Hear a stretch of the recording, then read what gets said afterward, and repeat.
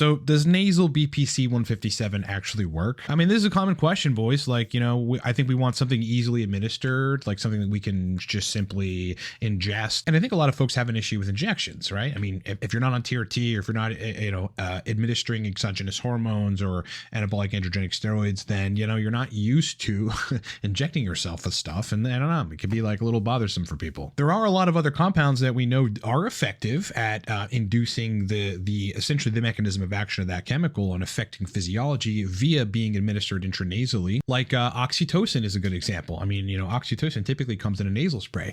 On the nootropic side, there are plenty of nootropics that come in nasal preparations, which actually work, and one of them is Noopept. And basically, mechanistically, you are putting the chemical in contact with the olfactory epithelium. It's tissue located inside your nasal cavity, which does have the ability, things can permeate it and end up affecting physiology. BPC-157 has a lot of mechanisms. I mean, primarily it is a repair agent via a bunch of different actions, but one of the primary ones is enhancement of growth hormone receptors, but also enhancing these focal adhesion proteins, one called FAC and one called Paxilin. These are largely involved in growth factor signaling. Anyway, the real question is nasal BPC-157 as effective as injectable BPC-157, which you would inject subcutaneously around the area of an injury to promote healing of that injury? That is the topic of this video, because a lot of people want to know the answer, and we're going to break it down.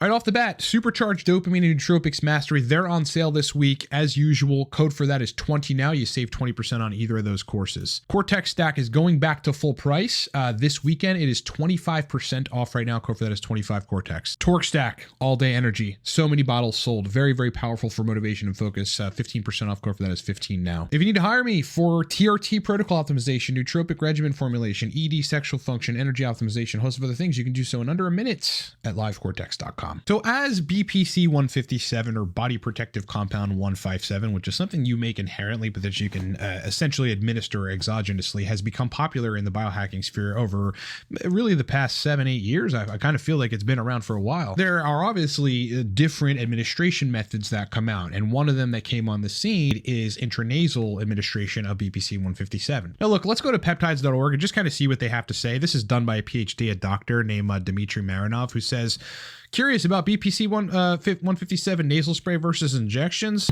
where there's a couple sections on the nasal spray element of it. He goes, so this is titled BPC-157 nasal spray, what researchers must know.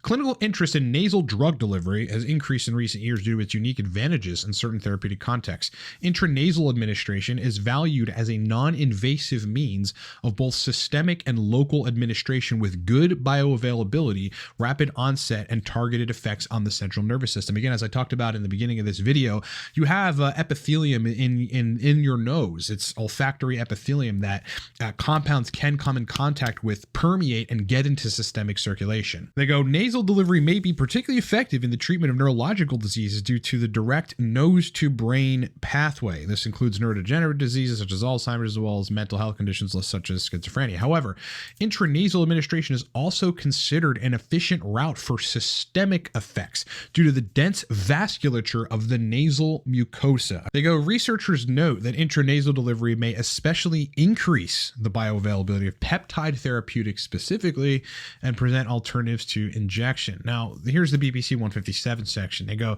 despite mounting research on nasal peptide administration, studies on nasal delivery of BPC-157 are lacking. Now, there are some papers on BPC-157 administered intranasally, and they kind of break them down and reference them in this, in this article. They go, in one study, BPC-157 was shown to reduce brain swelling and inflammation with topical application in rats with superior sagittal thrombosis.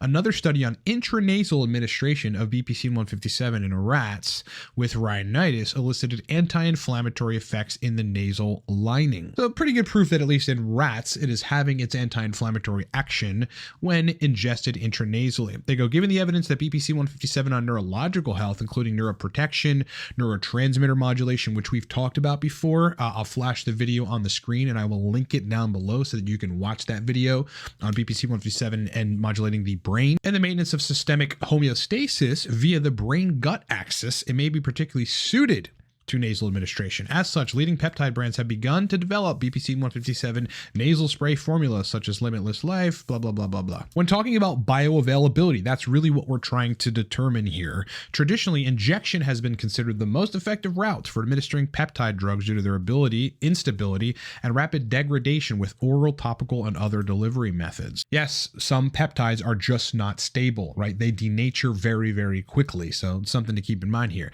They go, BPC-157 has shown in animal models to adhere to metabolic process of standard peptide-based drugs, suggesting that injections are the most bioavailable route of delivery. Indeed, studies on BPC-157 to date have more often featured injection rather than intranasal delivery. And this is true. There are only a few studies of intranasal delivery and the rest of them are injections. And my personal experience healing a shoulder injury, as well as what was an ankle injury, probably, I'm not entirely sure what the hell was going on, was I was injecting sub-Q local to the area, and it worked. Now, this paper is not on BPC-157, but it is regarding intranasal administration of things, so it can kind of give us some sort of correlation here. Like we can draw from what happens when you put something up your nose that's a chemical that can permeate blood vessels and affect in neurochemistry or affect physiology. They go, the direct delivery of central nervous system drugs into the brain after administration is an ideal concept due to its effectiveness and non-toxicity. However, the blood-brain barrier, this is a sac that prevents pathogens, among other things, from getting into your brain. But, things can also travel through the BBB. There are certain compounds like acetyl-L-carnitine, right? The fact that it's acetylated allows it to transfer over into the brain through the blood-brain barrier. But the BBB sometimes prevents drugs from penetrating capillary endothelial cells, blocking their entry into the brain. Thus, alternative approaches must be developed. Then they go, the nasal cavity directly leads from the olfactory epithelium to the brain through the cribriform plate of the skull bone. This is interesting stuff, guys. Nose to brain drug delivery could solve the BBB related repulsion problem. In this case, they were trialing intranasal insulin to the brain, and they found that related to real trajectory, intranasal labeled insulins demonstrated distribution into the brain, not only along the olfactory nerve, also the trigeminal nerve. Nonetheless, intranasal administration insulin was delivered to the brain. All right. So we know that like you can put a drug that has the ability to permeate cells and enter systemic circulation into your nose. You can ingest this into your nose and it's going to go to your brain. Again, there's a Noopept nasal solution that works and is very effective in my experience. I've done some content on, and I actually literally have intranasal oxytocin. In fact, I'll get it. This is it. Intranasal oxytocin. And I take it and it does work. So the idea that BPC-157 would work intranasally it's not far-fetched at all. In fact, there's known mechanisms for it. Insulin crosses into this epithelium and affects systemic circulation. And there's a direct mechanism by which it goes directly to the brain via these cavities. Now, BPC-157 is a pentadecapeptide, right? It's a very particular peptide composed of 15 amino acids as a partial sequence of body protection compound that is discovered in and isolated from human gastric juice. Again, we make a degree of it ourselves, just probably not enough of it to heal wounds as we age or whatever. Experimentally, it has been demonstrated to accelerate the healing of many different wounds, including transected rat Achilles tendon. I mean, this is nuts. They showed accelerated outgrowth of tendon explants with the BPC-157. And again, these proteins that are responsible for growth signaling, growth hormone signaling, growth factor signaling are always expressed in pretty significant quantity in all the BPC-157 studies. So that's essentially, in part, the mechanism by which BPC-157 heals injuries. Here's another paper that talks about the growth hormone receptor activation and expression in tendon fibroblasts with BPC-157.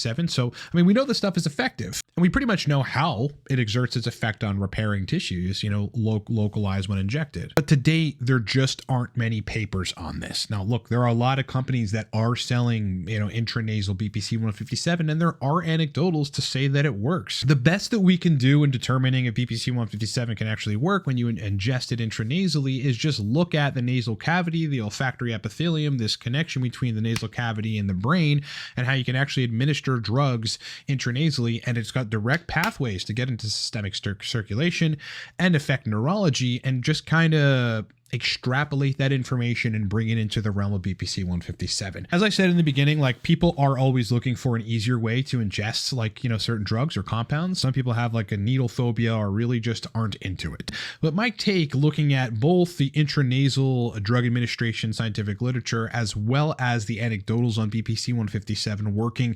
factoring my own experience with things like oxytocin intranasally and Noopept intranasally, I would say, and by the way, I have not ingested intranasal BPC-157 is one of the things on my list, but looking at all the literature and putting this all together, I'd say it's probably effective. Okay, so if you're one of those people that has a needle phobia or you just would rather not get into injecting things, then yeah, buy the BPC-157 nasal stuff, and I'm sure it's going to be effective for what it needs to do. I want to make this clear for YouTube, we do not sell that product, and we understand that there's some sort of limitation, at least with particular types of pharmacies in prescribing BPC-157. So I want to make that super clear that that's not something we do. This is strictly an educational video, and that is the bottom line. Personally, I'll end on this. I have used BPC-157 twice to heal a shoulder injury, as well as something that was happening with either a tendon on my ankle or my ankle itself.